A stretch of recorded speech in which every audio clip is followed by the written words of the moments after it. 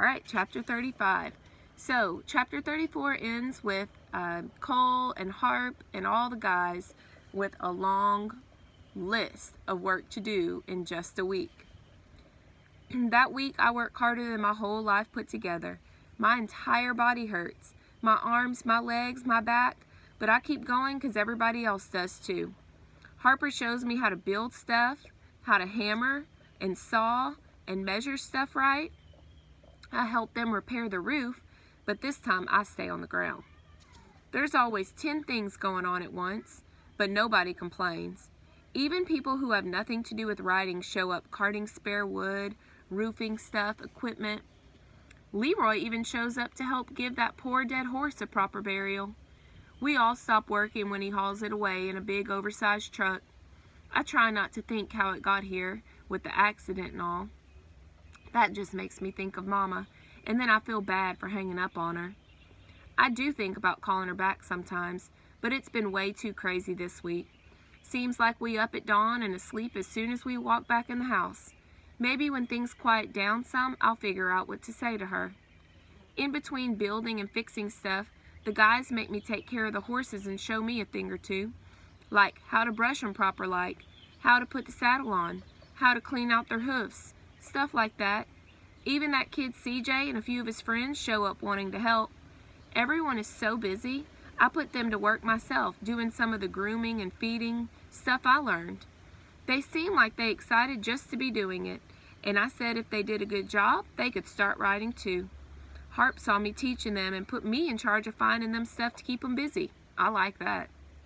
A lot of the older kids and me go for rides with the guys around the neighborhood after a hard day's work. Boo seemed to trust me pretty good now. He even gallops a bit, and Harper shows me a few racing tricks, saying I'll be good to go at the speedway soon if I keep it up.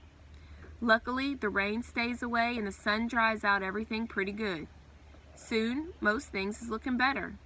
Some gardening guy saw us on the news and said he'd help us get rid of that big old pile of crap by giving it to some urban gardening projects all around the city. Said that stuff really makes vegetables grow great, which probably explains why I hate vegetables.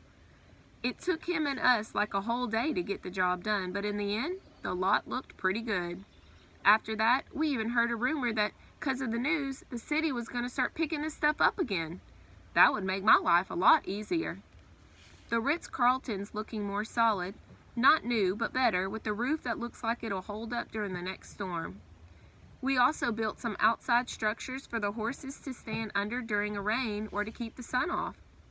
Some of the neighbors even started talking about making a garden project of their own on one of the vacant lots, so things is looking up. But money is tighter than ever, and even after all that, the guys seem to have doubts that the stables will be around for long. A few say we'd won the battle, but the city will win the war sooner or later. Some of the horses leave when guys find other stables outside the city. Harper don't stop them. He understands. He calls one of the reporters and says we need a lawyer to help represent ourselves in court so we can keep the land. There's a few leads, but not much. When the week's up, Harper seems real nervous. We'd spent the day before the inspection really cleaning up the horses and making sure they looked healthy and nice. I even brushed Boo's teeth. We hear the news guys ain't coming back to do a follow-up, and most of the guys ain't surprised because doing the right thing for the neighborhood ain't violent enough to make the news. But one of the kids who's helping out said he's going to do a video, and he's going to video the whole inspection in case anything fishy goes down. The inspectors show up, but the dude in the suit ain't there. The inspectors go on a tour with Harper, who explains all the work we done and how the whole neighborhood pulled together. After an hour, they leave, but it takes a whole other week before we hear back. Harper gets a letter at the stables one day. Everyone gathers around. He don't look too happy.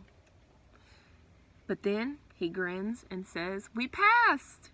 We about to jump up and down when he adds that we've won only half the battle. There's still the question of who has the rights to this land. We've taken a step in the right direction, and Harper looks at all of us proudly. We're not going to give up now. We'll find a way to call this land our own, even if we gotta buy it from the city to make it proper in everyone's eyes. Where are we gonna get that kind of cash? Asks Tex. Harp smiles and shrugs. Haven't you seen the price of real estate around here? They should give us a rock bottom price just to shut us up. Maybe, but still, it can't be that cheap. I start thinking of things we can do to raise money. I seen how good he is with the kids in the neighborhood. Maybe the schools would pay him to get the kids working with horses. Maybe Tex could show off some of his rodeo skills. You never know. And that's where I'm going to stop for today. We're going to finish our Ghetto Cowboy book tomorrow with chapter 36 and the epilogue, which is kind of like the story after the story. All right, have a great day.